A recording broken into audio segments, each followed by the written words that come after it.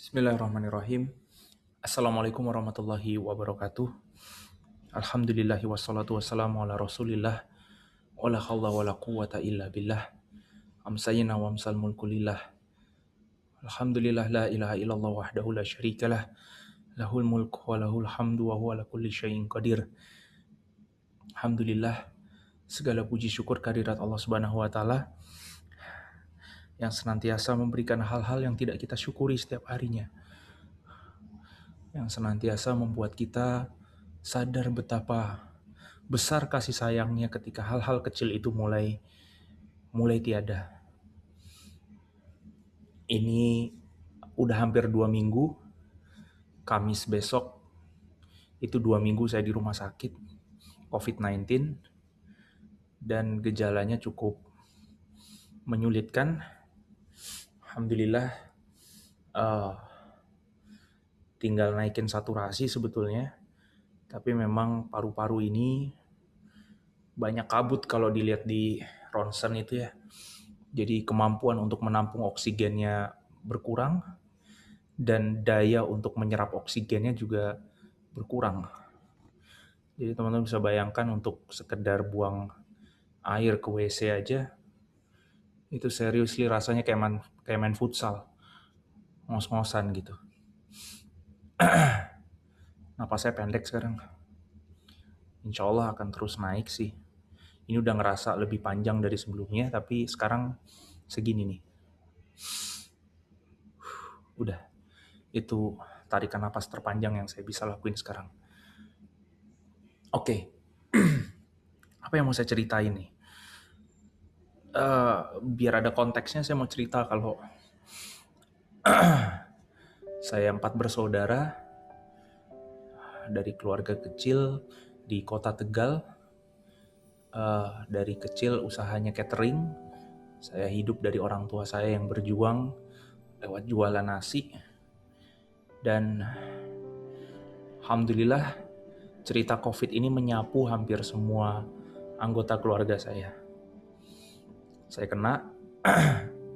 Beberapa hari setelah saya di rumah sakit, istri saya ternyata positif.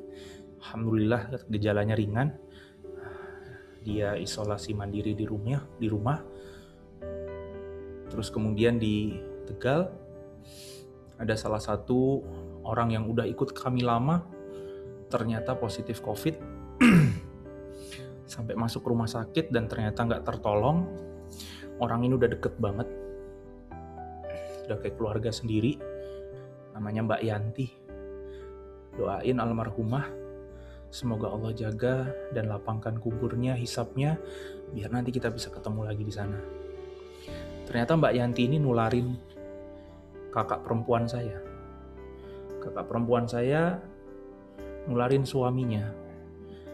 Punya kakak perempuan namanya Andin, suaminya namanya Mas Soni. Ngedrop dia di rumah, demam tinggi, napas sesak, sampai akhirnya memutuskan untuk pulang ke Jogja. Dia berharap bisa menjauh dari ibu bapak saya biar nggak nularin. Tapi memang sudah takdir Allah berikan kemudian COVID itu ke kedua orang tua saya. Masuk rumah sakit mereka berdua. Cuma 2 hari bertahan di kamar. Dan 2 hari yang lalu Allah jam 00 sekitar itu, Allah minta ibu saya untuk pulang.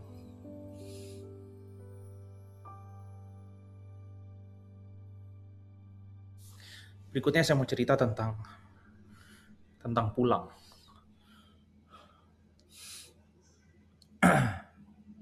Satu hal yang kita nggak mungkin nafikan, nggak mungkin kita negasikan, itu kita pasti mati. Kullu nafsin dha'iqatul maut. Setiap daripada kita itu pasti mati. Dan mati ini adalah sesuatu yang butuh kita persepsikan dengan benar. Karena banyak orang berpikir mati itu akhir. Banyak orang berpikir mati itu adalah ditinggalkannya semua apa yang dia capai. Mati itu adalah ujung. Sementara yang kita pelajari dalam agama Islam, mati itu justru gerbang kita menuju kehidupan yang sesungguhnya. Kampung yang terbaik, tempat kembali yang paling baik, kata Allah. Maka saya langsung mengingat-ingat posisi beberapa kali ibu saya terkena beberapa hal besar dalam hidupnya. Kayak misalkan dulu pernah stroke. Ibu pernah jatuh di kamar mandi, stroke ringan. Ya, separuh badannya nggak bisa digerakkan. Diangkat mau dibawa ke rumah sakit itu beliau nggak mau. Beliau cuma mau ambil wudhu, dan dia minta digelarkan sajadah, kemudian dia sujud di atas sajadah itu. Lama sekali. Sampai akhirnya dia bisa memastikan bahwa ajal dia belum datang. Barulah kemudian dia mau diangkat, mau dibawa ke dokter, mau diperiksa, dan mau diproses secara medis. Itu saya ingat sekali. Walaupun posisi saya nggak di sana, tapi ya itu ibu. Yang mungkin bisa dibilang, alhamdulillah pemahaman agamanya baik, tapi tidak yang mungkin seperti ustazah atau ulama yang hafal 30 juz atau faham banyak hal, enggak. Di titik itu saya ngelihat Waalaikumsalam warahmatullahi wabarakatuh. Ya silakan Mbak.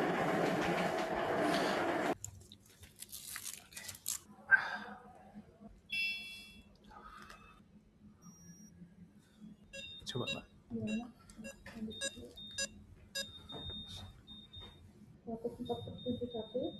104/71. Oke, kita lanjutin. Di kesempatan yang terakhir kemarin sebelum ibu saya ke rumah sakit, itu posisinya memang beliau yang survive luar biasa. Walaupun kondisi klinisnya agak lebih drop, tapi makannya tetap dia jaga, dia tetap mau bangun, dia tetap mau mengunyah walaupun sedikit.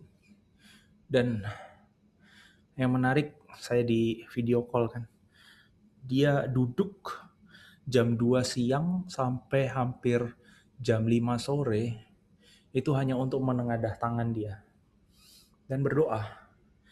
Ayat-ayat doa yang dia hafal di dalam Al-Quran, itu aja terus diulang. Dan saya ngerasa itu automation sih. Itu sudah bawaan alam bawah sadar dia yang menggerakkan dia untuk ngelakuin itu. Mama nggak sama sekali pernah ngeluh, sekalipun, sampai akhir hayatnya. Sehingga kami sebagai anaknya ngerasa nggak sama sekali terrepoti oleh apapun dari mama di akhir hayatnya sampai perginya.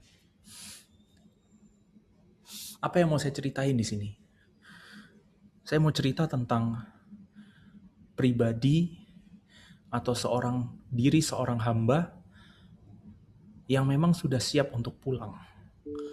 Kalau teman-teman lihat di Yuk Ngaji TV, saya punya satu video, itu video pertama kayaknya di Yuk Ngaji TV, video tentang ibu saya telepon ibu saya. Ketika ditanya, Mama mau apa, minta didoain apa? Mama doain Adi terus ya. Iyalah, doa terus menerus, Dit. Senengnya orang tua tuh gudangnya doa, punyanya doa. Iya, itu bukan punyanya, emang itu yang paling dibutuhin. Iya. Ya, Iyalah. Ya udah sehat-sehat ya, Ma. Kamu doain papa nggak? Papa sama Mama, ya doain lah. Doain biar apa? Doain biar sehat, kumpul. Husnul Khotimah, iya amin. Terus yang penting ya nanti kumpul lagi di surga ya. Iya. Iyalah. Iya. Ya wis. Ya udah, Ma. Jawaban yang meluncur dari lisan beliau adalah minta didoain husnul khotimah. Tentu ini bukan jawaban yang sederhana untuk diluncurkan siapapun yang ada dalam kondisi sehat ya. Kalau kita ada di dalam kondisi sakit kayak saya kemarin gitu ya, di posisi yang wah udah kacau balau deh, napas tuh udah kayak wow. Itu mungkin saya berpikir tentang mati deket gitu. Tapi mama di kondisi sehatnya, di video di Ngaji TV, dia cuma minta satu hal, mama pengen didoain husnul khotimah. Dan insya Allah banget. Satu, kena wabah COVID. Yang kedua, posisi di akhirnya begitu penuh dengan ibadah. Yang ketiga, secara fisik, ketika dimandikan, saya dikirimin fotonya, ya Allah, bersih dan tersenyum.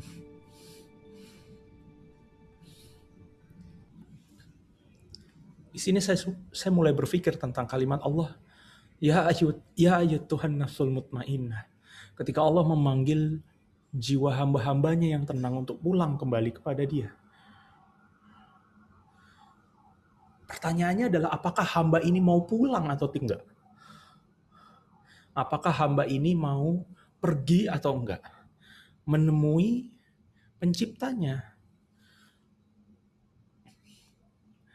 Maka satu pesan nasihat yang enggak pernah terluncur dari lisan ibu saya, dan ini ingin saya sampaikan pada teman-teman, semoga ini jadi pahala jariah ibu saya, sebagai ilmu beliau yang bermanfaat. Hayu jadi orang yang siap untuk pulang. Karena kita pasti pulang. Beda hal kalau kita bisa milih ya. Mungkin dengan kekayaan kita, umur kita bisa kita bikin 200 tahun mungkin. Atau mungkin dengan akses atau ilmu kesehatan yang kita punya, manusia bisa hidup ribuan tahun. Kalau ada pilihan, video ini mendingan di-delete. Tapi kita nggak punya opsi. Kullu nafsin dha'iqatul maut, setiap yang punya nyawa itu pasti akan mati. Maka menjadi pribadi yang siap pulang. Itulah pesan ibu saya yang terakhir. Jadilah pribadi yang siap pulang. Jadi nggak ngerepotin siapa-siapa, pergi dengan tenang,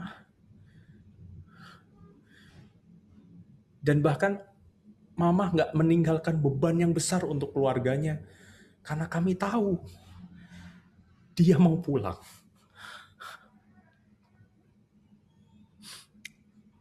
Karena kami tahu dia itu pengen ketemu Allah. Jadi begitu ringannya kemudian kami melepas ibu kami.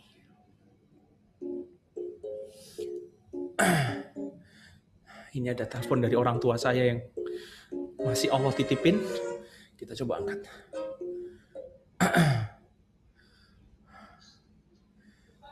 Ya, So. Ya, waalaikumsalam. Iya, ini nunggu yang lain ya. Iya.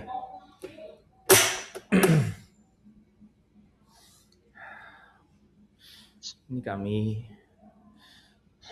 Terima kasih ngangkat. lagi video call untuk nyemangatin papa yang masih ada di ruang isolasi. Mohon doanya teman-teman biar beliau kuat juga. Dan sampai sekarang belum tahu tentang kondisi mama. Jadi kita berharap beliau juga kuat ngadepinnya dan bisa ngelewatin prosesnya. Ya, sebagai penutup apa yang ingin saya sampaikan bahwa orang yang siap pulang itu bukan orang yang pasrah. Pribadi yang siap pulang itu justru menjadi pribadi yang siap mempersiapkan apapun yang harus disiapkan untuk pulang. Jadi tidak kemudian disalahartikan juga bahwa maksud video ini untuk bikin kalian lemes gitu ya, ngadepin hidup, no.